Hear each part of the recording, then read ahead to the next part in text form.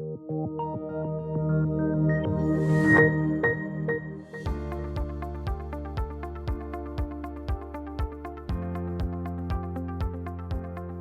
to the C-Suite at the Open. I'm Brooke Suman, Head of Company Services based in Calgary.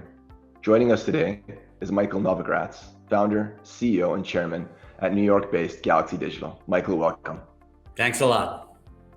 So Galaxy Digital is a financial services and investment management company, and you state that your mission is to be the bridge between the crypto and traditional worlds. Can you tell us about your ambitions in this space and why you have the 4 business lines that you do? Sure. Listen, we set up Galaxy, like I said, to be a bridge between traditional finance and crypto, really to be the institutional version of what cryptocurrency companies look like. And so we set up an asset management business where we take other people's money and we invest it, a trading business where we're liquidity providers, an investment banking business, an advisory business where we're giving advice, raising capital, and working on mergers. And then we invest our own balance sheet. And so the idea was to give public market investors a simple way to invest in the whole ecosystem of Bitcoin, of crypto, of the blockchain revolution. And so between our balance sheet and our businesses, we're hoping to encapsulate what looks like a really holistic bet. Super relevant for the current times. Speaking of the current times, it's been an unprecedented start to 2020. I'm sure it's affected the market opportunity for digital assets.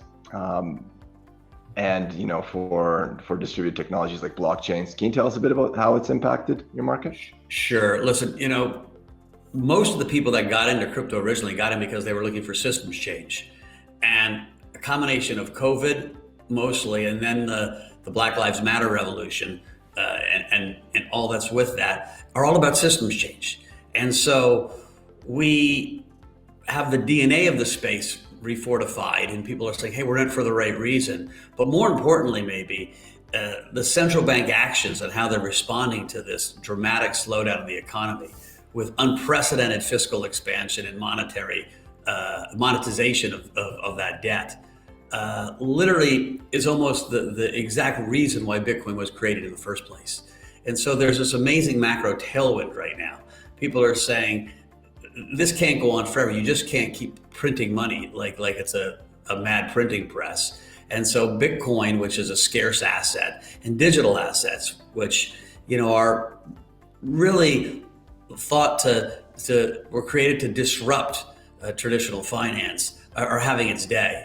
Bitcoin as a digital gold has a whole new excitement in the institutional world with hedge funds like the Tudor Jones's fund joining.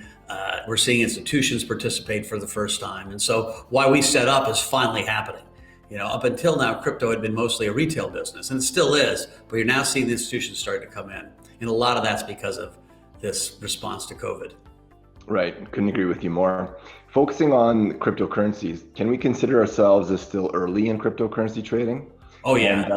Listen, we're in the first or second inning of a 9-inning game. The market cap of gold is about $9 trillion, and the market cap of Bitcoin is about $200 billion. And so at one point, I fundamentally believe that Bitcoin will have as high or a higher market cap than gold. And so it's a long way.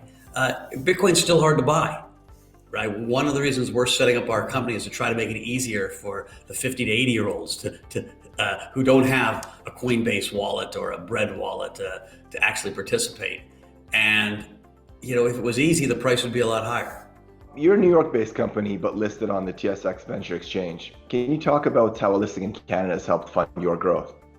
Sure. Listen, we first went up to Canada because Canada is one of the few places open to emerging technologies and emerging markets. And so that was interesting. You couldn't have gone public anywhere else. And so we used the Venture Exchange to raise $250 million.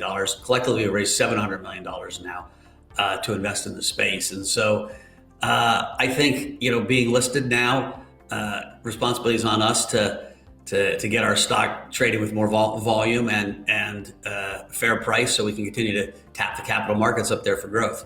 So speaking of your investment proposition, how should investors consider an investment in Galaxy Digital? What's your investor pitch?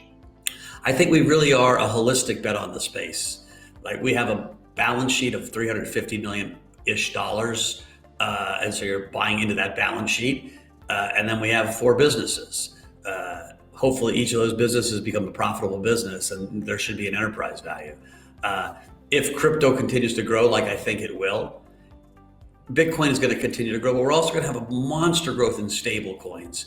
And the venture portfolio, which is all focused in and around blockchain technologies, over the next 10 years, you're going to see blockchains everywhere. Actually, you probably won't see them because it's like the back of the TV.